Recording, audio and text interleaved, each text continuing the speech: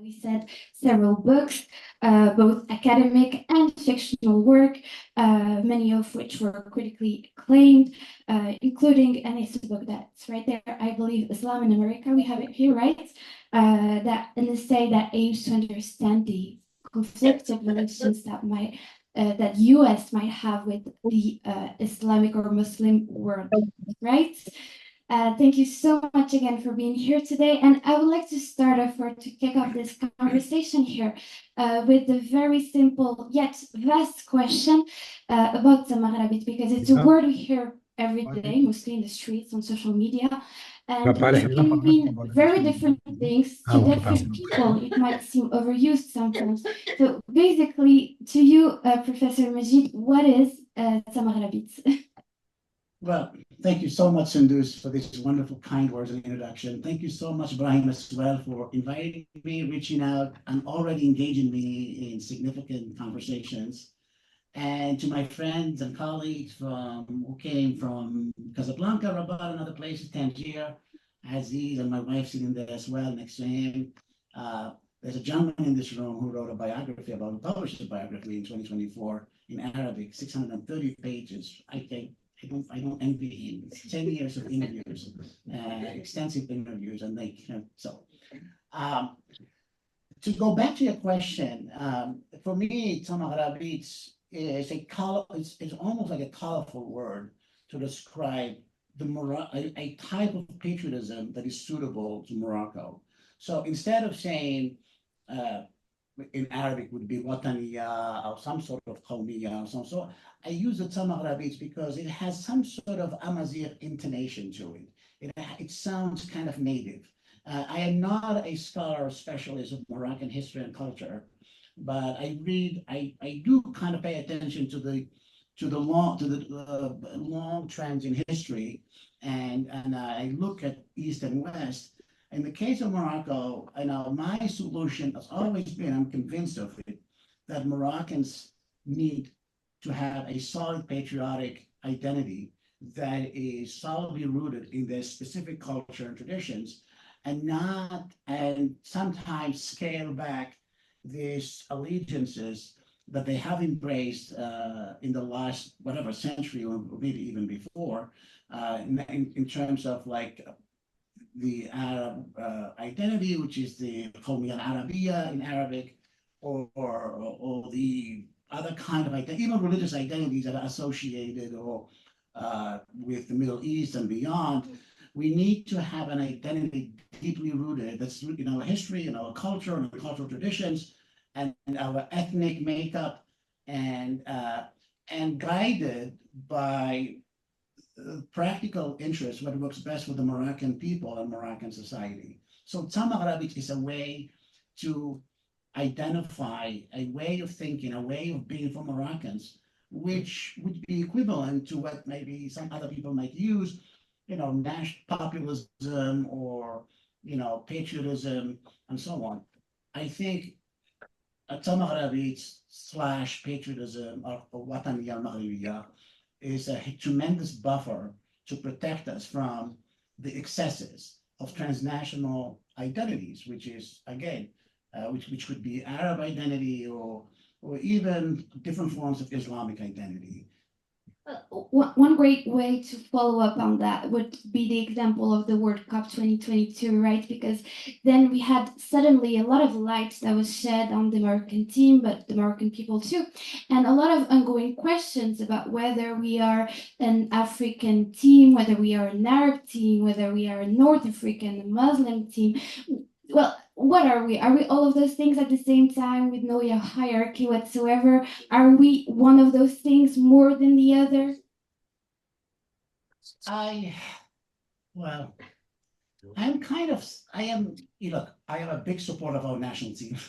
I was going crazy during the Qatar World Cup in 2022, but that kind of the Moroccan diaspora, or this form of transnational tamaghrabit, transnational forms of identity, which many of the players in the national team represent. Second, third generation. I know Walid Regragui, and I have captured it on tape. He used to speak to them in English when we got them together for training sessions. So it's a very interesting case of a team made up of Moroccans, either some of the Moroccans were born in Morocco, others were born in Europe, some are second, some even maybe third generation, I don't know, and who are proudly representing the nation of origin. This is also, there's a relationship with the business of soccer or football, what the people in Europe call. It has become extremely commercial, and so this is a case that needs to be analyzed very carefully. But what I'm mostly thinking though about, even though I spent 42 years in the United States, I'm mostly thinking about people who are born, raised, educated, and spend most of their lives in Morocco. And because those are the teams, also when they play, the teams of the national team of local players that I support very fervently. And they did very well during the African Cup. I think they won the African Cup. And so I think, we need to pay attention to those in Morocco having to wrestle with the daily dilemmas that they encounter every day, and how to how to think about themselves properly, basically. But does that mean that there would be a different form of tamghrabit coming from people who are born, raised, grew up, living their daily life in Morocco, and a form of patriotism that would come from a diaspora that has a different background, different cultural differences?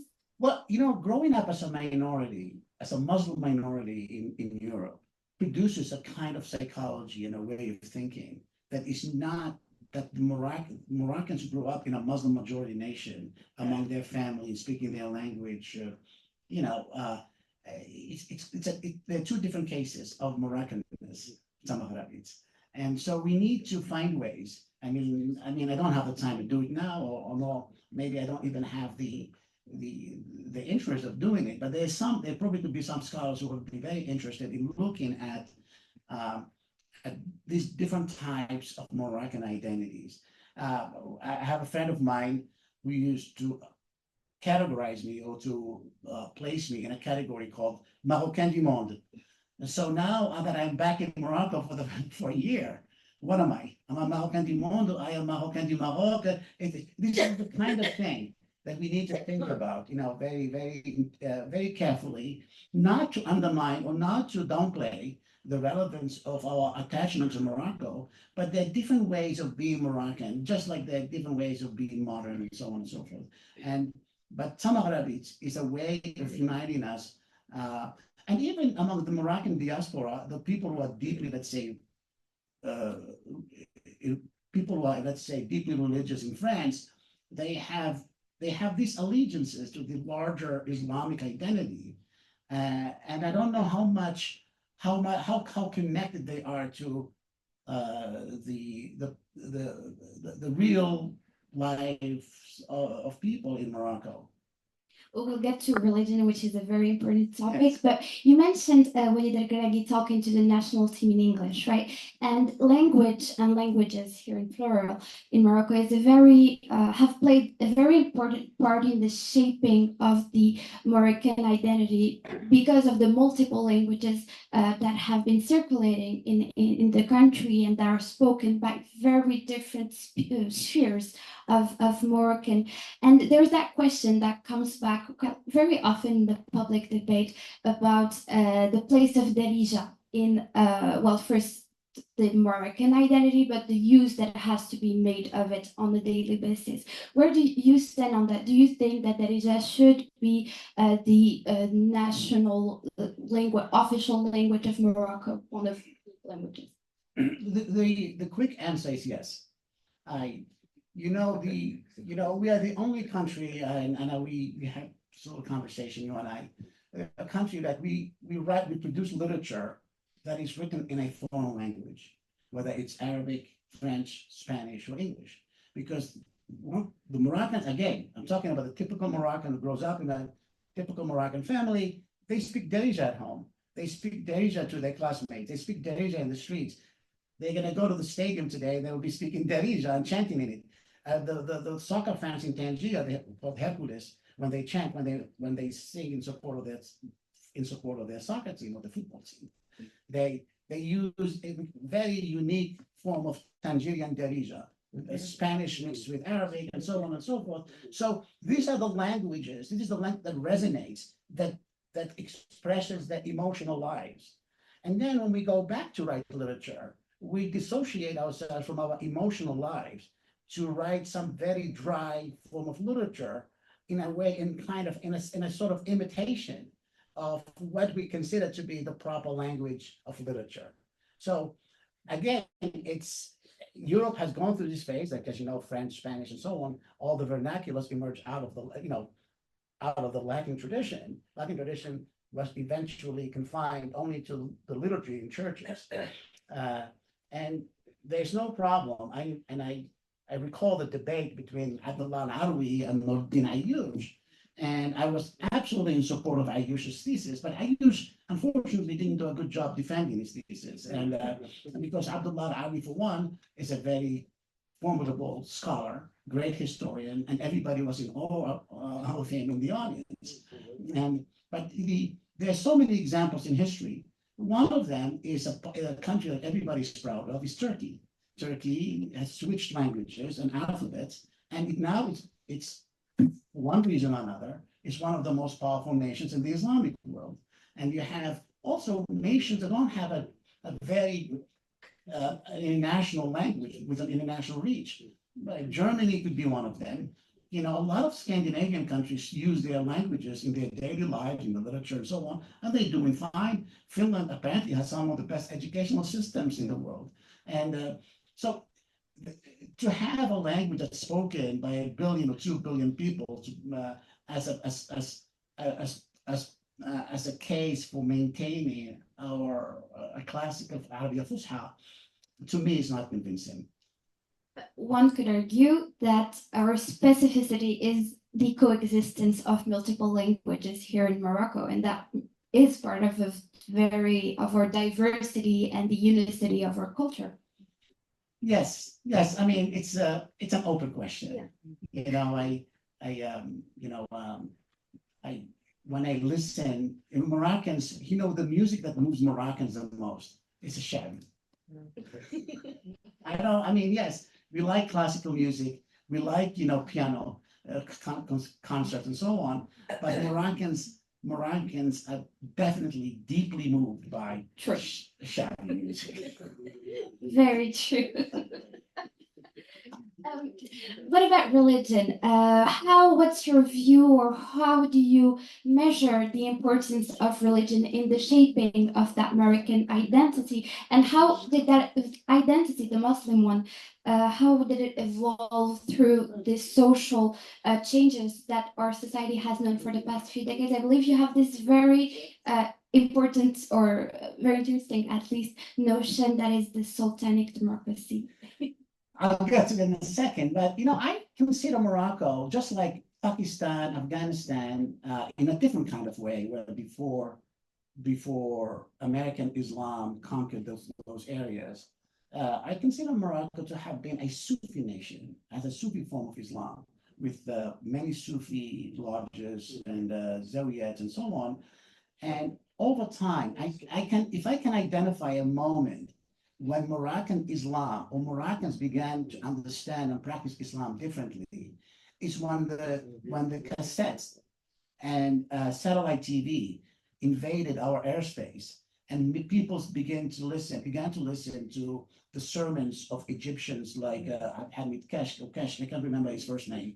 And then eventually, when Al Jazeera invaded our audiovisual landscape, and people turned to that kind of Islam and began to and adopted it as a way of being. But if you go back to your grandparents or my uncle or somebody else's grandparents, it was a very sweet and spiritual form of Islam. Which is why I call Moroccan Islam it tends more towards Sufism than towards that literalism, which means people who follow the script. God said this, God didn't say this, and so on and so forth. There was a kind of fluidity in people's practice of Islam. In Tangier, we grew up. Well, I grew up. It was important.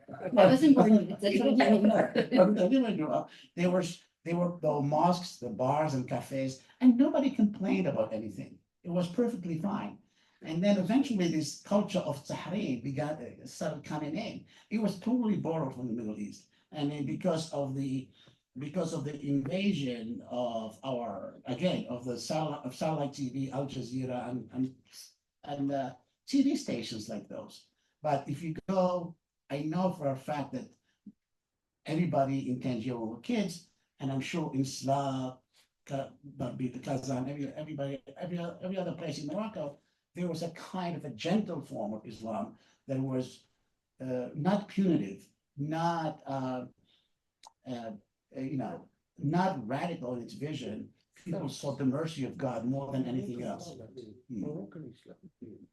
Uh, do you, I really like to get to that sultanic democracy because I think it's quite an important notion that you use to illustrate the particularity of our political system when it comes to religion. Yeah, so I wrote a piece published in my friend Aziz here translated it into Arabic, and it was published in Hespress. It's called Democratica Sultania. And it is if I may tell the story of how it happened. One day I was in the United States watching an interview by Kaplan, who was then ambassador of the United States in Morocco. He was, I think, from Minnesota.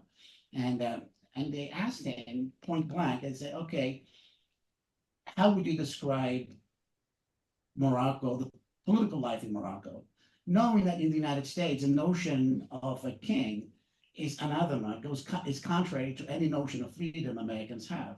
You cannot, in the United States, in American tradition, you cannot have a king and be free. And so I was thinking, and so he wrestled. He was very diplomatic. He tried to explain the complexity of this Moroccan situation. And I can't remember exactly what he ended up saying. So I contacted a friend of mine who was at that time the director of the American legation in Tangier. I said, I'd like to send a message to Kaplan and explain to him something. So the message was, when Theodore Herzl, the kind of the visionary who was the first one to conceive of a Jewish state, when he conceived of the kind of government they would have in what eventually became Israel, he didn't want a regular democracy. He wanted some kind of an aristocratic system, because nobody had any, he didn't trust fully a democratic system. And so if you go back to this notion of democracy, now there's a literature coming out, like, for example, Jason Brennan wrote an incredible book, colleague, called Against Democracy. It was published by Princeton University Press in 2016. And he said, democracy is absolutely dysfunctional. It's one of the worst things you could do. And it creates enemies within civil society. The politics undermines a civic life, because when you go into the realm of politics, you go into warfare, some kind of ideological warfare, and you create all kinds of negative emotions. And so it becomes very very deleterious to any social system. And even in the case of voters in the United States, at any presidential election, no more than 60% of the electorate votes for the president. And in the midterms, which are coming up next year in the United States, only about 40%. And so what he said, then what he recommends is an epistocracy. It's a word very few people have ever heard. And I heard it from him. He was inspired by Plato's notion of the wise philosopher king. And he said, epistocracy is the rule of the knowledgeable, the people who have the competencies to rule. And so even Jean-Jacques Rousseau at some point in his life, and then there's a guy called Richard Tuck who wrote about the sleeping sovereign. He was talking about making the difference between governance, sovereignty, and democracy and sovereignty.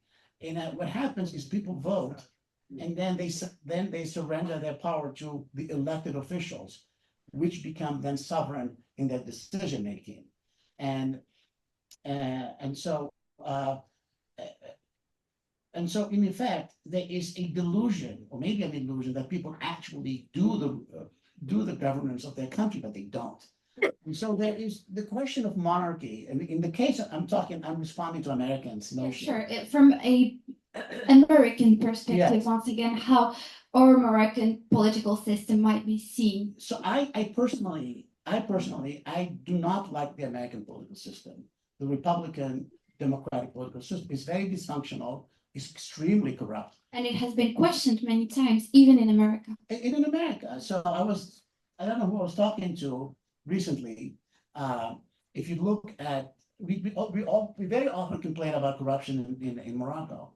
But if you look at the findings of DOGE, the Department of Government Efficiency, which was headed by Elon Musk, the amount of corruption was mind-blowing, absolutely, undocumented. I mean, so we need to stop thinking that if we had another form of government, it would be better for us. It would give us more freedoms, more dignity. We need to think about what is best for us as a people. And in this case, the reason, now to come back to sultanic democracy, there are two concepts in political culture that are non-existent in the Islamic tradition.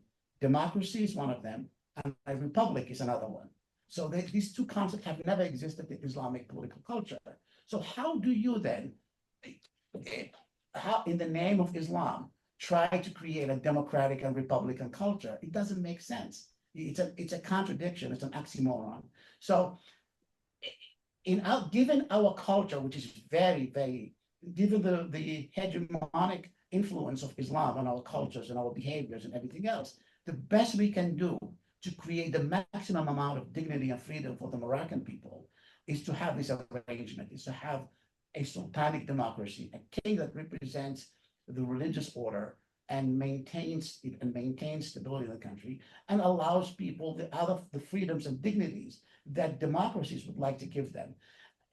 It would not work otherwise. And so what sultanic democracy then is what Morocco needs and what Morocco has, and which also is not reproducible. We cannot export it to other Arab or Muslim nations. And we cannot import it. We cannot import it. They don't have our traditions and history. So we are so lucky and fortunate to be here. Thank you very much. Hearing you talking, Professor, I also feel like the work you have been doing on Morocco and the reflection and thoughts you have been pursuing during the past years on that topic also come from a need to answer the way Morocco, or you as a Moroccan and your culture, might have been perceived from a Western perspective. And I believe that in an interview given the Moroccan magazine Zaman, you've talked about the difficulty you might have found at some point to represent or to make people understand in the US your culture and what a Moroccan is about. Yeah, we get lumped together with the rest of the Arab and Islamic world. And the reason why I started the magazine Hinges was to separate, to differentiate our voices from those of people in Syria, Pakistan, and other countries. So because we grew up in those traditions, we know that we have a lot of interesting intellectual traditions and cultural behaviors. And the question you answered me before, I don't identify with, let's say, if somebody from Pakistan says something about Islam and what they want, we can be both Muslims, but I probably do not identify with what they say because we say things differently. And so to go back to the question, I mentioned that for example, you hear from time to time, during the time Osama bin Laden was still around and everything else, people would, when they go crazy, they begin to say they wanted to reconquer Andalus as the second reconquest of Andalus, because for some reason they believe that Andalus belongs to Muslims. And nobody ever thinks that before 7/11, it did not belong to them. So they took it away from the Christians. So it's this kind of feeble thinking and which create this passionate ideology based on fiction, based on a faulty analysis of history, understanding of history.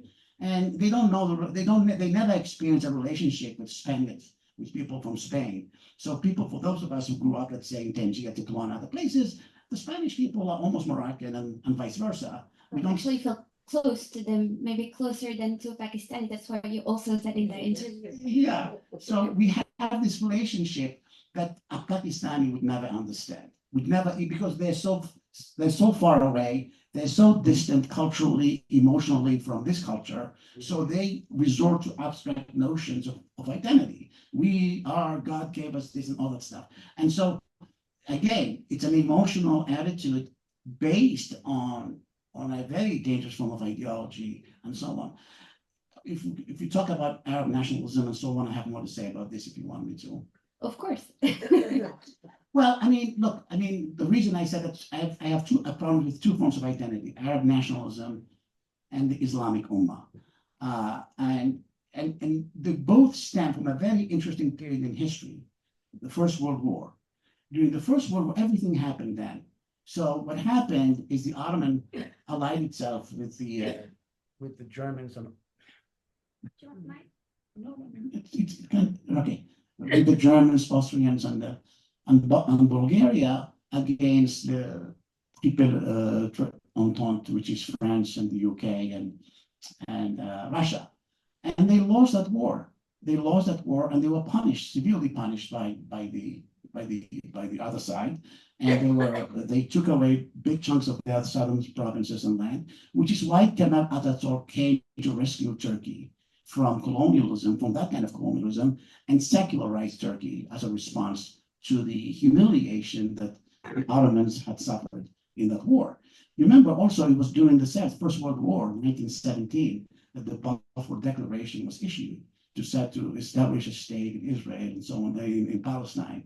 And so, as an attempt to separate the Ottomans or the Turks from the Arabs, the Ottomans from the rest of the Arab world, so the British officers, it became British policy to fan and stroke and literally quasi-invent a form of Arab nationalism to separate the two entities. So there are cases in which, you know, the British officers would go to some Bedouin in Saudi Arabia in the region, and the Bedouin would have no clue what an Arab was, because they didn't see themselves as Arabs. And as I said in that article, if you go back to the 18th century in Morocco, I would be very surprised if we can find an article, some kind of writing from the 18th century, or even the early 19th century and before, before, where a Moroccan would describe himself or herself as an Arab. There was no such description. People saw themselves as religiously Muslim, and that was enough of an identity for them. But how did they call themselves then? Was it just Moroccans? I don't think they call themselves Moroccan. That's very interesting. They were just living under in a land. I think, they very rarely were exposed to government. Had a lot of outreach to some extent talks about this. A person before the modern age could spend an entire life without coming in contact with agents of the government. And so, which is why we have the king, the Sultan of Morocco, moving around from place to place in the headless, because it's an occasion for people to see their king. There was no such thing.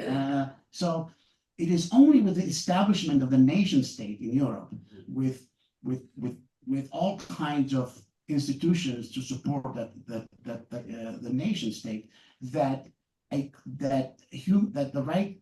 culture of human rights became necessary, because now the state had much more power than it had in the past. Again, you could spend an entire lifetime without coming in contact with the government if you lived in the villages and so on.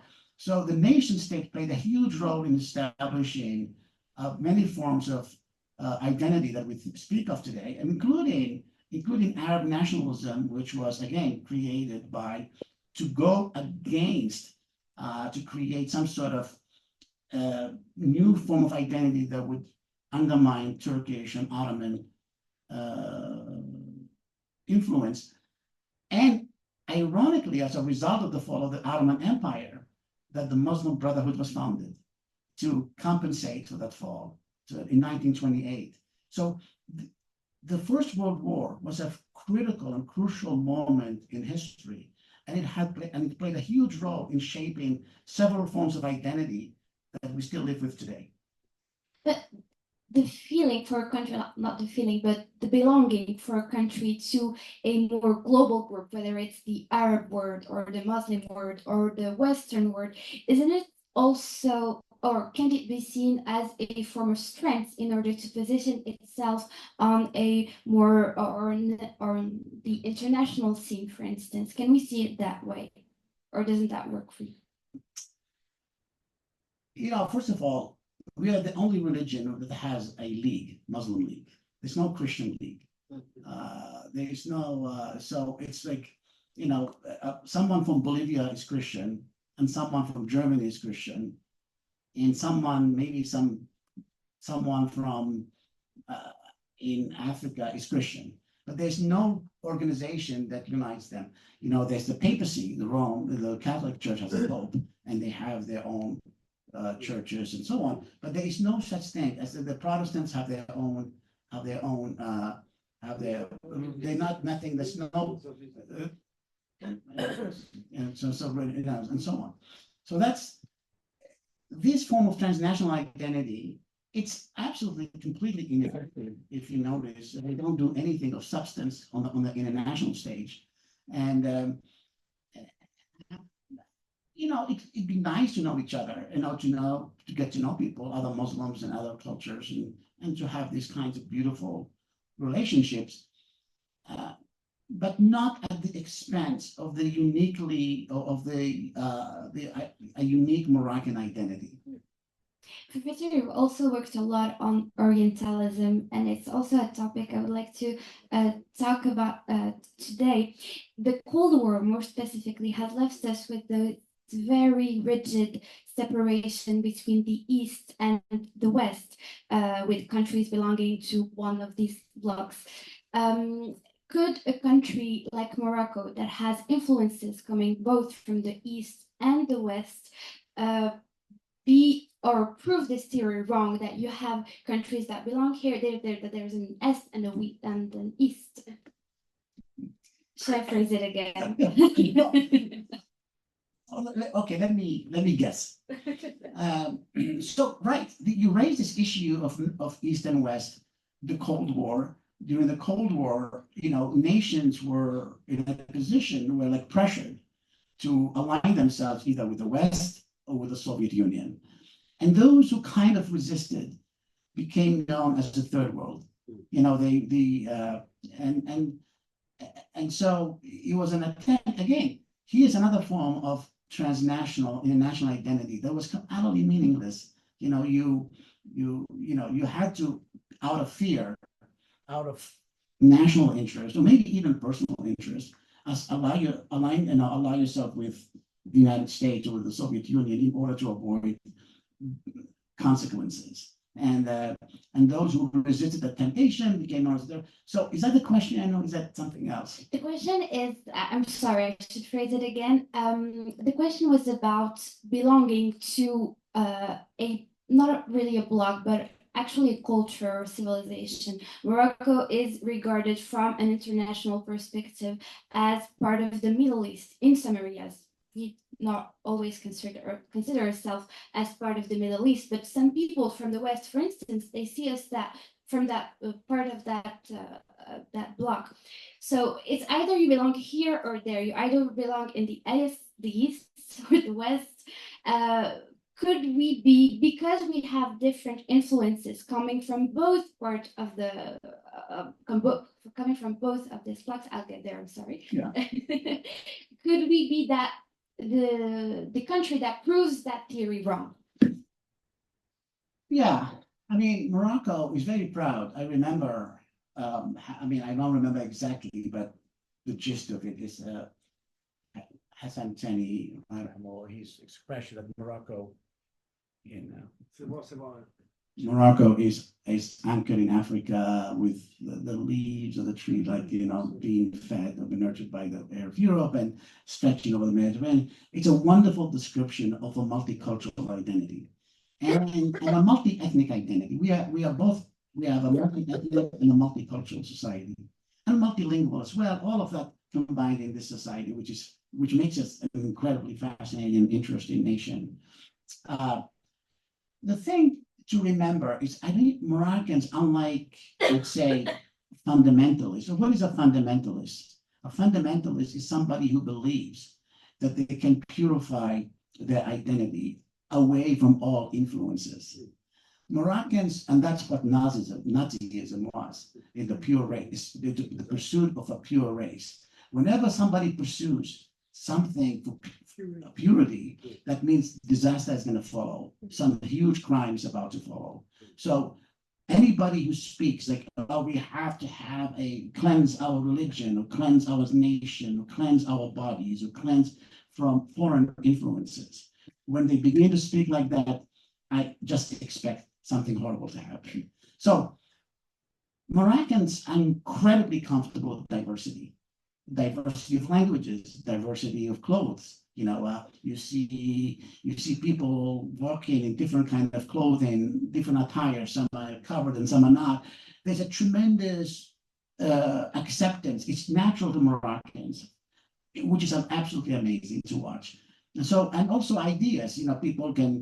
I can see people, like, they can listen to you politely and not agree with you, like many people do with me. So they can listen politely and say, yeah, I know they didn't listen or didn't do it. So, which is fine, absolutely fine.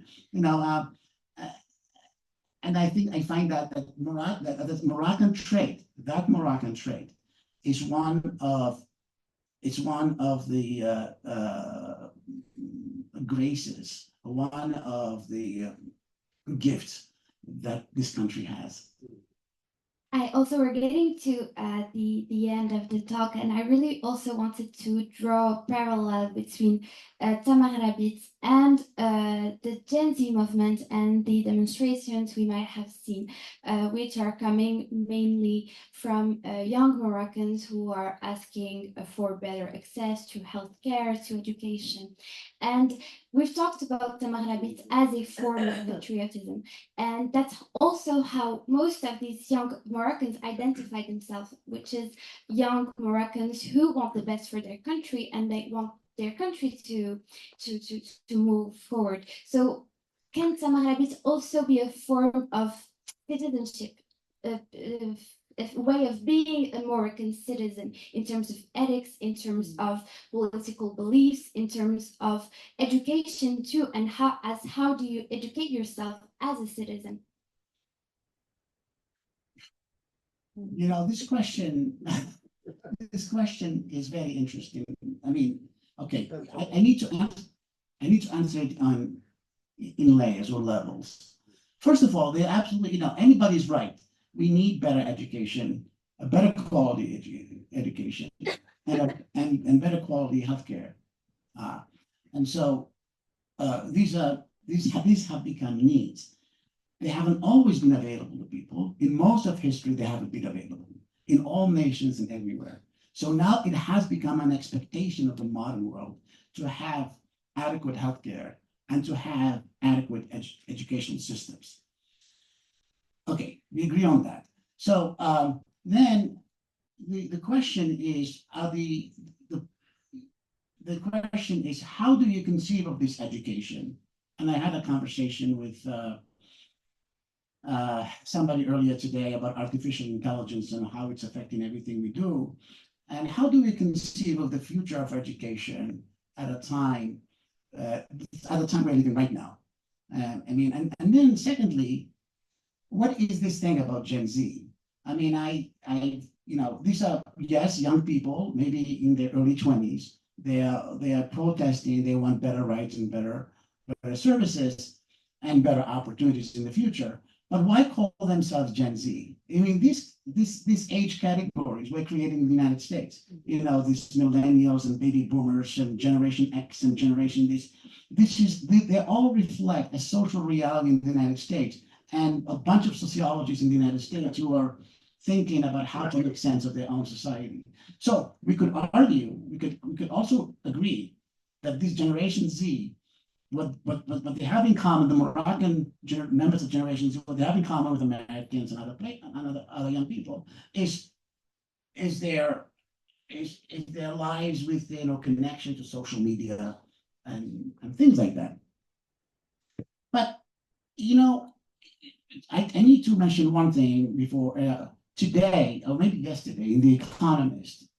Now, for the first time in American history, like for the last 50 years or so, the opportunities for employment for American graduates of high school and college students are the same.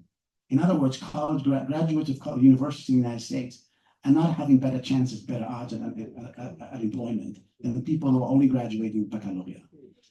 And if you read yesterday or today in the New York Times, Amazon has fired like more than 14,000 employees. Artificial intelligence now is beginning to have its effect on the workforce. And so there is a whole category of young people in the United States in their 20s who cannot afford rent, who are heavily indebted because of their university education, and they cannot do anything with their lives, and there's no one to help them. Donald Trump is not trying to help them. In Morocco, ironically, the government listens, and definitely the king listens and creates policy to mitigate the suffering of the young people.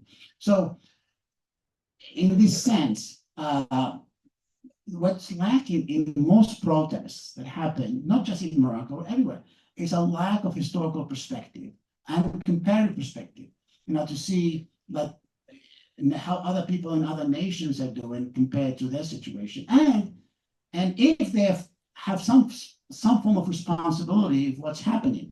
If you go, let's say, to a public hospital in Tangier, for example, Mohammed Khamis or whatever, and highly paid physicians and doctors do not show up to work. And why don't they show up to work? Because they lack a sense of tamghrabit, of patriotism. They work, they don't have a civic conscience, which, by the way, unfortunately, it's an effect of, historically speaking, of, if you listen to some historians like Dan Diner, who talks about the sacred in Islam, you look at it, there was never a kind of civic consciousness within the Muslim communities historically. Unlike the Rome, which had a polis and a plaza, people assembled, people lived inwards. They didn't care about public spaces and only withdrew into their courtyards within houses in the Medina. It's a very interesting. Even the architecture reflects this lack of engagement in the civic culture of the community, and I think that hasn't changed. We need to develop or enforce a sense of civic culture in our country in order to hold people accountable for not showing up to work, for throwing dirt in the streets, for doing all kinds of things that are destroying our livable spaces. And yet, those things are also equally important, for everybody else in our society. Thank you very much. I'll just follow up with that with one last question before handing the microphone to the room and to the audience. But how, and that's maybe a tricky one, but how do we draw the line between patriotism as a form of self-congratulations, where that stops us from criticizing ourselves and we're just proud of our country and of our culture and we don't say anything bad about it, and that's something that happens a lot here for the Moroccan people, and patriotism as the one that you've been talking about, which is patriotism as a driving force for societal, political, cultural changes. How do we separate this from that, and how, more specifically, we go to the second part? People responsibility? No, the second part is how do we make patriotism a driving force for societal and political change, and not just some form of self-congratulation that stops us from criticizing ourselves. This is the enigma. How do you make somebody love their country? Enough not to do bad things to it, and not to throw dirt in the streets, and not to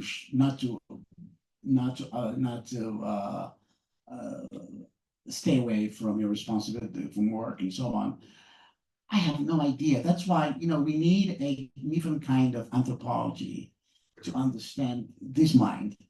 Why is it, you live in a beautiful country, you have great institutions, you love your parents and so on. Why not invest these energies in the well-being of your community and the society in the streets? So this is something, we don't have a civic consciousness. So we need to be deployed. I mean, to me, the solution is every one of us should treat the streets as part of their domain. Like if somebody does something bad to the street or the workplace, we should call them on it. Say, no, that's not right. Absent that, I don't know. I mean, it's and there is maybe we're going through a phase of wealth accumulation. People are still interested in that. We're still in that primitive phase of wealth.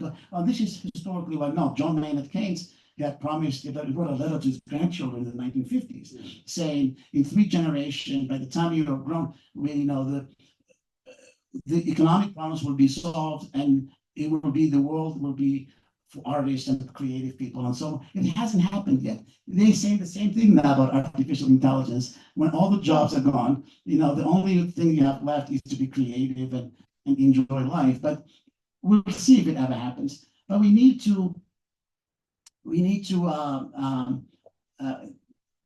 somehow inspire people to be, in some ways, or to borrow some of the spirit of the fans of Raja and Wydad.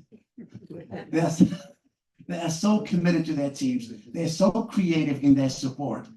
But unfortunately, they're also destructive sometimes. Thank you very much, Professor.